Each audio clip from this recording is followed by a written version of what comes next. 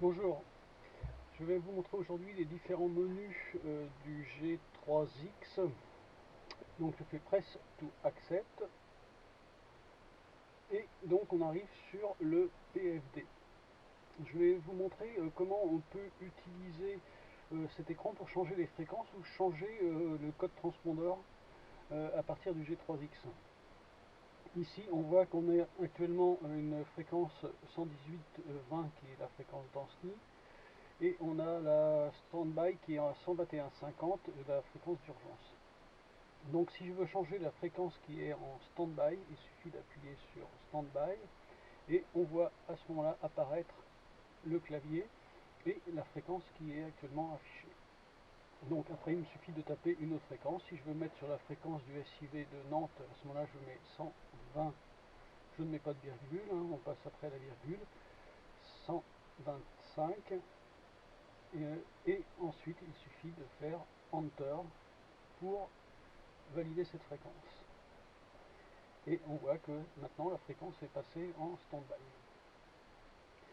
Donc après cette fréquence qui est en stand-by n'est pas dans le G3X mais bien dans la radio qui est connectée au G3X, et on voit bien cette fréquence qui apparaît en stand-by sur la radio GNC 255 qui est montée dans le DR401. Switcher sur les fréquences, on utilise comme on le fait habituellement le bouton qui permet de basculer de la fréquence active à la stand-by. Et à ce moment-là, on voit bien qu'ici il y a eu basculement en même temps sur l'affichage du G3X, et on a bien la COM1 qui est en 120-125 et la stand-by de la COM1 qui est bien en 118.2 avec indiqué, puisque la base de données est à jour, LFFI pour 118.2. Donc je reviens, et si je veux par exemple remettre la fréquence de secours, il suffit de faire stand-by, et là j'ai juste à taper mon 121.5 0, et alors il me propose 121.5 emergency, et je fais Enter. Si je veux annuler ma saisie, il suffit de faire cancel, et à ce moment-là je garde la fréquence précédente. Si donc je vais remettre 121.5. Si je veux corriger, je peux utiliser backspace, et à ce moment-là il me propose de rentrer la valeur, donc 121.5, et je valide par Enter. Donc il y a une autre possibilité, c'est de rechercher des fréquences. Donc on peut faire à ce moment-là, si je fais standby, et je peux faire find, et ici on a les fréquences qui ont été récemment utilisées.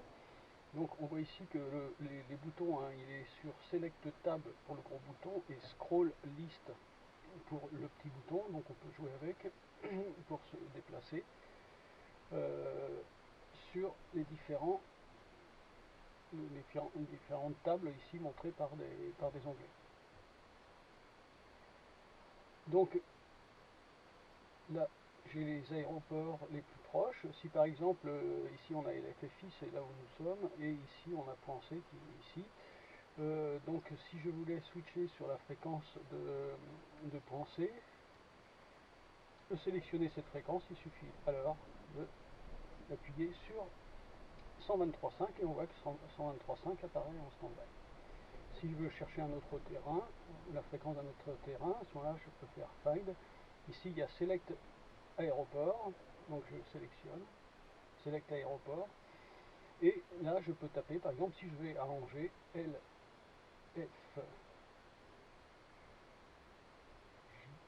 R, Angers, là je fais Enter et il m'affiche LFJR avec les fréquences.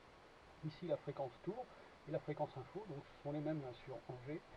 Si je veux la sélectionner, il suffit d'appuyer dessus, et à ce moment-là on a bien en stand-by la fréquence d'Angers. Et si je veux la mettre en fréquence active, il suffit à ce moment-là de passer sur la radio et de switcher entre les deux fréquences, et on a bien l'affichage qui passe de l'un à l'autre. Il est donc possible de sélectionner la fréquence d'un autre aéroport. Ici je fais Select un airport. Tout à l'heure je vous ai montré en utilisant les lettres qui sont sur le clavier, ce qui n'est pas toujours facile en vol quand il y a pas mal de turbulences. Donc il est possible d'utiliser les deux molettes. Ici on voit que la grosse molette elle est marquée pour curseur position et la petite molette pour change caractère. Donc si je prends la petite molette, je la tourne, on me propose L, donc ça me convient si je veux par exemple mettre, prenons LFOU pour Cholet. Après je tourne la grosse molette pour me mettre sur la deuxième lettre, là je cherche F, la grosse molette pour changer de caractère, O, et puis encore la grosse molette pour changer de caractère, et U que je sélectionne avec la petite molette. Et là il me propose le contrôle et j'ai juste à faire Enter. Et à ce moment-là il me propose les différentes fréquences, l'approche qui est indiquée ici, et l'info. Si je veux me mettre sur info, j'ai juste à appuyer sur info et à ce moment-là j'ai bien la fréquence de Cholet qui est affichée en stand-by et après il me suffit de switcher. Ensuite, on peut faire exactement la même chose en utilisant la partie transpondeur. On a vu qu'il y avait des dialogues entre le G3X et puis la radio. Il y a aussi dialogue entre le transpondeur, le GTX 328 et le G3X qui est ici. Et à ce moment-là, il suffit d'appuyer sur transpondeur qui est ici. Et on voit le code qui apparaît, qui est 7000. Il me suffit de taper un code. Admettons qu'on me demande d'afficher 1, 2, 3, 4. 1, 2, 3, 4. Là, j'ai bien le numéro qui est affiché ici.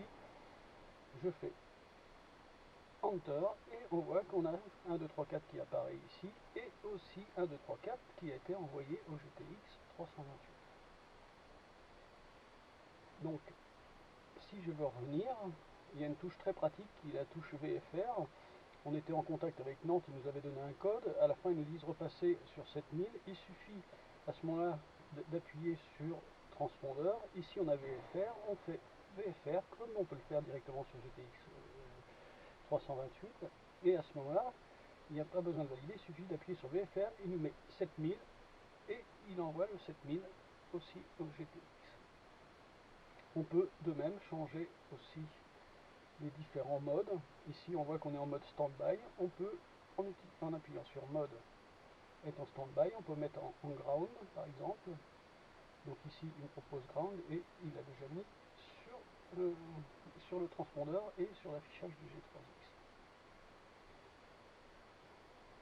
Ensuite je vais revenir sur mode, je vais me remettre en stand-by et puis je vais sortir d'ici, je vais faire Enter. Il y a aussi possibilité de rentrer les codes, non pas en tapant au clavier, mais ici on voit qu'on a 7000, je peux aussi utiliser le bouton, et avec le petit bouton, je sélectionne la valeur que je veux mettre, par exemple 4, 5, 6, 7, et après avec le gros bouton je change de caractère, je mets 5, 6, le gros bouton, je change de caractère, le petit bouton, je sélectionne, et une fois que j'ai ma valeur, il me suffit de faire Enter, et à ce moment-là, j'ai bien 4, 5, 6, 7. Donc on voit qu'à chaque fois, la sélection peut se faire soit par le tactile, sur le clavier, soit on peut utiliser les molettes qui sont à disposition en bas à droite. Donc là, pour revenir à 7000, transpondeur, VFR, je suis à 7000, je suis en stand-by. Donc voilà pour la partie transpondeur et radio. Et cela donc, nous permet directement avec le G3X d'envoyer les différentes valeurs, que ce soit les valeurs de fréquence ou les valeurs de code transpondeur aux équipements correspondants. Je vais vous décrire maintenant les différents menus qu'on peut utiliser sur le G3X et on va voir qu'à chacun des écrans est associé un menu. Ici on est sur le PFD, donc le Primary Flight Display, et on a bien nos différentes indications qui sont la vitesse, ici on a l'altitude, ici on a l'attitude de l'avion, ici on a le heading ça nous donne le cap magnétique de l'avion, donc l'orientation de l'avion par rapport au nord magnétique. Ici on a la course qui correspondrait à une course GPS par exemple, ou VOR si on pouvait afficher le VOR. Et ici on a le heading qu'on souhaite suivre, c'est le petit indicateur bleu qui est ici, qui correspond à une pinule, qu'on peut régler en le tournant avec le petit bouton, ou qu'on peut centrer en appuyant sur le petit bouton. Donc maintenant, si je m'intéresse un peu plus aux différents menus, si on est sur le PFD, j'appuie sur menu, et à ce moment-là, on voit qu'on a un certain nombre d'informations qui sont affichées à l'écran. Donc, il y a un menu qui va nous intéresser, hein, c'est ici par exemple la CDI source. Ici on est sur le GPS, donc les informations qu'on va pouvoir mettre au GPS sur le G3X. Et si j'appuie dessus, on peut basculer sur le VOR, on voit qu'on passe en vert hein, au lieu du magenta, et à ce moment-là, on va avoir les indications qui seront non plus des indications GPS, mais des indications VOR. Après, si je fais back, à ce moment-là, on voit qu'ici, on a les indications VOR qui vont être affichées. Et actuellement, il est réglé sur une course au 360. Et donc, la course peut être réglée ici, hein, c'est indiqué. On a le barreau qui est toujours le gros bouton. Hein. Si je fais varier le barreau, on voit. Alors, si je l'affiche sur Ancenis pour une altitude de 110 pieds, eh bien ici on a un barreau 2007 actuellement. Donc on peut régler la course correspondant au VOR en utilisant le petit bouton. À ce moment-là, je vais pouvoir régler mon VOR et j'aurai donc l'affichage du VOR hein, qui a été sélectionné au niveau de la radio.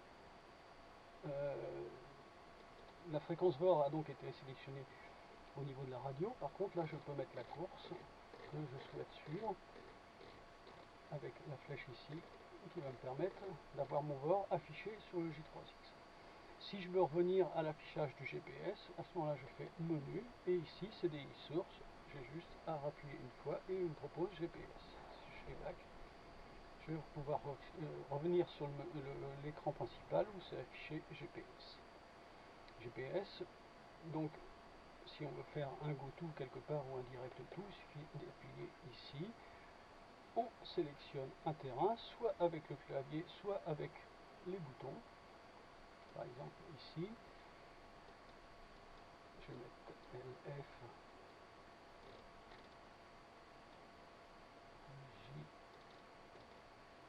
JR pour Angers,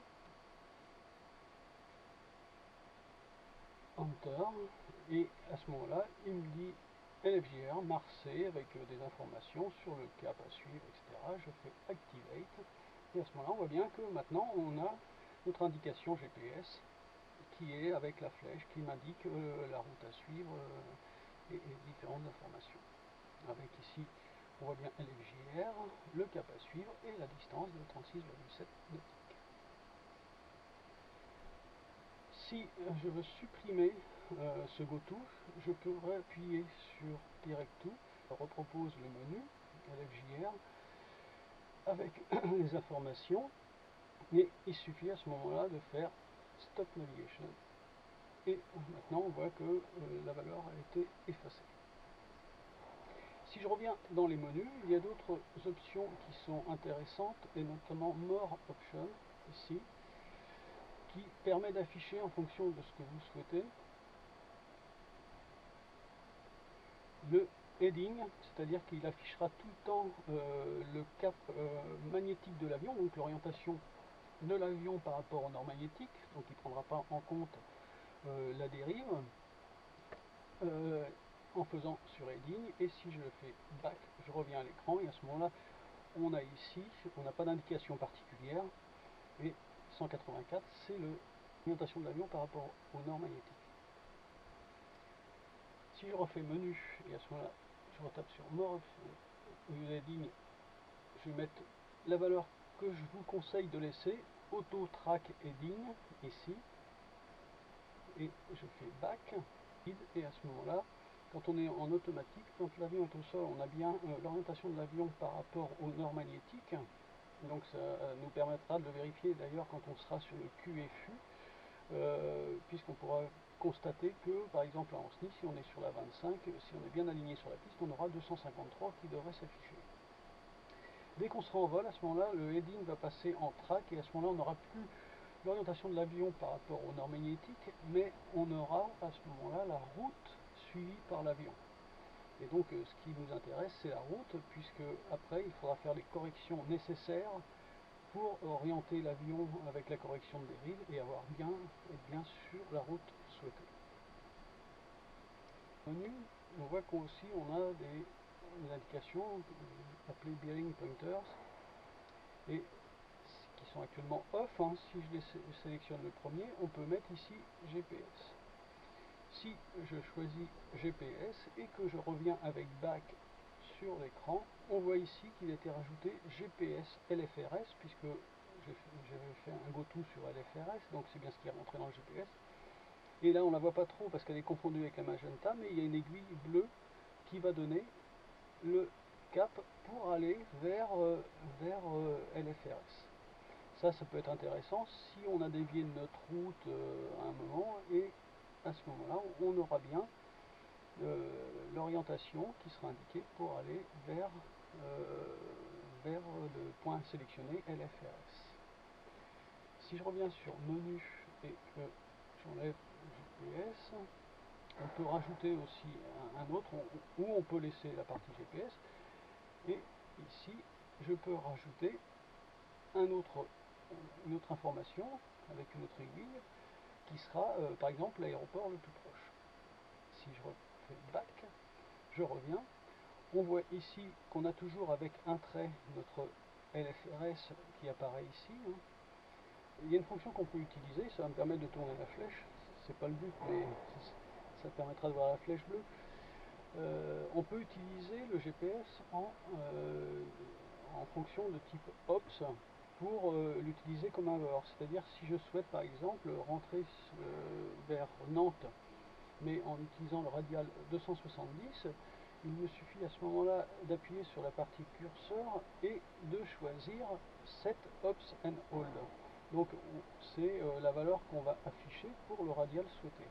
Il suffit de faire Yes et à ce moment-là il me propose un radial. Si je veux mettre le 270, je peux le faire en tapant 270 Enter, et on voit à ce moment-là que notre flèche a bien changé, c'est-à-dire qu'il faut que j'aille chercher mon radial 270 pour rentrer par exemple avec un cap ouest sur Nantes. Maintenant je vois bien ma petite flèche bleue qui apparaît ici. Si on veut faire un cap direct vers Nantes, là, il suffit de prendre le cap qui est indiqué ici, qui est à peu près de 230. C'est ce on retrouve ici, si vous voulez y aller directement.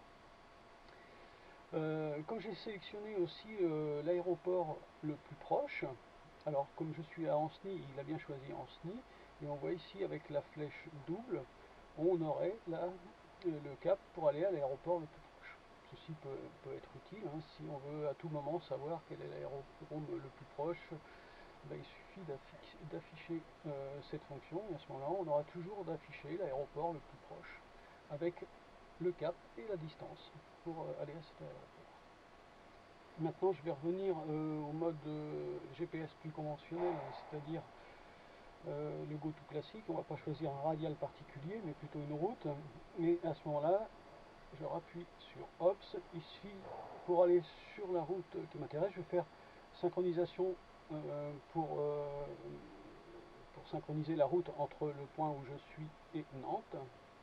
À ce moment-là, il va me réorienter vers Nantes en direct, et puis je vais maintenant relâcher la partie Ops pour ne plus avoir cette fonction. Et on voit qu'on est revenu sur l'affichage plus classique avec le GPS, et il me donne une route à prendre au 230 pour aller vers Nantes, avec une distance de 22,9 nautiques. Donc maintenant, si je veux effacer ces deux indicateurs, qui sont GPS et l'aéroport le plus proche, il suffit que je fasse menu, je vais ici, je fais off, ici off, et comme ça j'ai effacé mes deux indicateurs de cap. Ici on voit qu'on a aussi un timer, donc ici il est à 0, on fait start et le timer apparaît. Ici je fais back Et on a maintenant le timer qui est ici, qui est en train de s'incrémenter. Si je veux modifier le timer, je touche timer, je peux faire stop, reset, yes, et à ce moment-là, je peux redémarrer le timer. Si je tape sur une autre partie de l'écran, à ce moment-là, ça efface cette partie. Et à tout moment, si je veux utiliser le timer sans utiliser le menu, je tape sur cette partie-là et le timer réapparaît.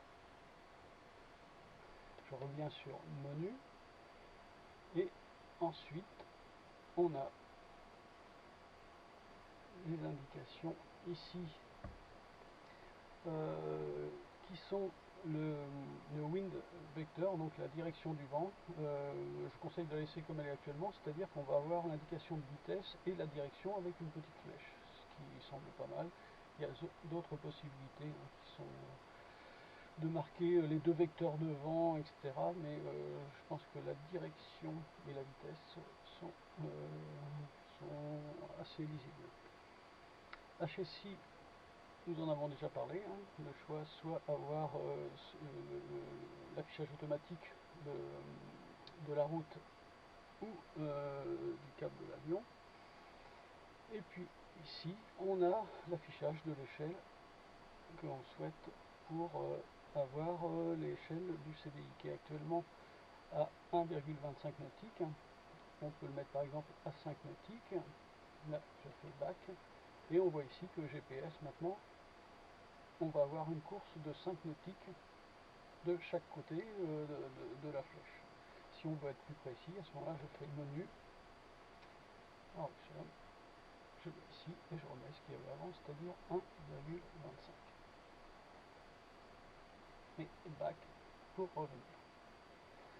Voilà, je crois qu'on a fait le tour des informations qu'on peut avoir et de la configuration qu'on peut faire de cet écran PFD. Ensuite, si on va sur l'affichage du MFD et du PFD, on peut regarder ce qui va apparaître comme menu. À ce moment-là, je mets en premier plan la partie MFD et on voit ici qu'on est bien revenu à l'affichage de la carte avec ici notre route pour aller vers Nantes et nous allons regarder les différents menus. Donc ici, on est sur la partie map. De map, on peut aller sur l'autre partie et à ce moment-là, on nous propose les différentes possibilités. Je vais faire back et on voit aussi qu'on a la possibilité de changer avec le gros bouton. Par exemple, ici, si je tourne d'un cran, on est passé sur la partie chart. On peut avoir des informations. Ici, par exemple, on a LFRS. Si j'appuie dessus, j'ai ici LFRS et je peux avoir des informations sur LFRS avec ici les fréquences, runway, ici plus d'informations sur la carte, etc. Donc toujours utiliser back pour revenir. Ici après, si je veux aller dans la partie waypoint, je tourne le gros bouton et ici j'ai des informations sur le point sur lequel je suis actuellement. Si on veut changer pour avoir des informations sur, admettons, LFOU, je fais Enter et à ce moment-là je peux afficher des informations sur Cholet. Maintenant, si je tourne, j'ai la zone FPL et à ce moment-là on est sur la partie flag plan. Ici, si je tourne encore d'écran, on a l'information de terrain et ici aussi des informations sur les zones que l'on va traverser. Et une dernière page qui nous indique un certain nombre d'informations qui sont les informations de réception GPS avec le nombre de satellites, etc. Si j'utilise le petit bouton, on va aller sur un certain nombre d'informations, notamment le lever de soleil et coucher de soleil, par rapport à Nantes qui a été rentré ici, et l'heure actuelle. Ici, dans cette première page, le premier onglet est indiqué notre position actuelle et puis notre position par rapport à Nantes, c'est-à-dire sur un radial 50 de Nantes à 22,9 nautiques. Donc ensuite je reviens sur Map. Alors je suis revenu avec la grosse molette, hein. On peut revenir en touchant cette zone, et à ce moment-là, on a les différentes valeurs, et je fais Map, et je reviens sur ma carte. On peut regarder maintenant ce qu'on a en appuyant sur Menu. Si j'appuie sur Menu, maintenant on peut avoir différents affichages. Ici on voit qu'on a terrain. Il y a des zones rouges qui sont sur la carte parce qu'on est au niveau du sol. Et à ce moment-là, je fais terrain. Et si je fais back, on n'a plus les alertes de terrain parce qu'on les a supprimés. Si je fais menu, terrain, là on voit bien que c'est affiché en vert. Je fais back et on revoit nos alertes de terrain qui sont revenus à l'affichage. Ici nous avons le terrain qui apparaît avec des valeurs, avec différentes nuances de vert. Si je fais menu et je fais topo shading, donc ici on va supprimer l'affichage de ces valeurs de terrain. Et donc là on est passé tout en noir. Si je fais menu toujours, je les remets. Ici on a une partie qui s'appelle profil view. Si j'active cette vue, maintenant elle est passée en vert, et je fais back, à ce moment là on a notre carte qui est en haut, et ici on va avoir notre profil de navigation avec, au moment où on va naviguer, on verra les différents espaces dans lesquels on va rentrer, donc qui devraient apparaître. Si vous souhaitez avoir une visualisation de la carte plus grande et ne pas avoir cette partie visualisation du profil, vous refaites menu, ici profil view, et vous revenez avec back. Mais à ce moment-là, on a bien la carte qui réapparaît en entier sur l'écran. Lorsque l'on touche la carte à différents endroits, notamment quand il y a des zones, on peut avoir un certain nombre d'informations. Si par exemple je zoome un peu sur cette zone et je touche traiter ici, on aperçoit bien la R149 Echo qui apparaît avec les différentes altitudes. Et elle apparaît aussi ici. Donc je peux, en jouant avec les flèches, voir les différentes zones qui sont autour. Ici on a la TMA de Nantes, 3500 pieds, 5000 pieds. On a celle qui est encore au-dessus, 5500 et 11500 pieds. Donc toutes les zones qui sont concernées par le point que j'ai sélectionné. Donc je fais back et à ce moment-là je reviens à la carte. Actuellement à l'écran j'ai donc ici mis le MFD, la carte avec les différentes zones et mon tracé GPS. On a en haut à gauche toujours le PFD et ici on a notre partie active flanker. Ici j'ai indiqué qu'on allait à Nantes et ensuite on irait à Redon. Donc si je mets cette partie en premier plan, je vois bien qu'il apparaît mon plan de vol avec LFRS ici, qui va être la partie active, et puis LFER, Redon, ici, qui est le point suivant. Ensuite, si j'appuie sur menu, ici on voit qu'on a un certain nombre de possibilités. C'est soit retrouver la liste des plans de vol qui sont présents dans le GPS. Ici on a des plans de vol qui ont été précédemment rentrés, comme LFFI Quimper ou ici LFOU, LFJR, donc Cholet, Angers. Donc je ne vais pas changer mon plan de vol, donc je fais back, je reviens ici, je fais menu. Après, comme on l'a déjà vu dans une vidéo précédente, ici on peut faire l'édition sur la carte. Ici on peut arrêter la navigation. Ici on peut faire une sauvegarde de notre plan de vol actuel, comme on l'a retrouvé dans Flight Plan List. Ici on peut, comme on en a parlé avant, choisir un radial par rapport à notre GPS, c'est-à-dire fixer un radial sur lequel on veut par lequel on veut arriver à Nantes. Ici on a Select Approche qui va nous servir très peu en VFR, et ici on a Invert si par exemple on voulait changer notre plan de vol et inverser.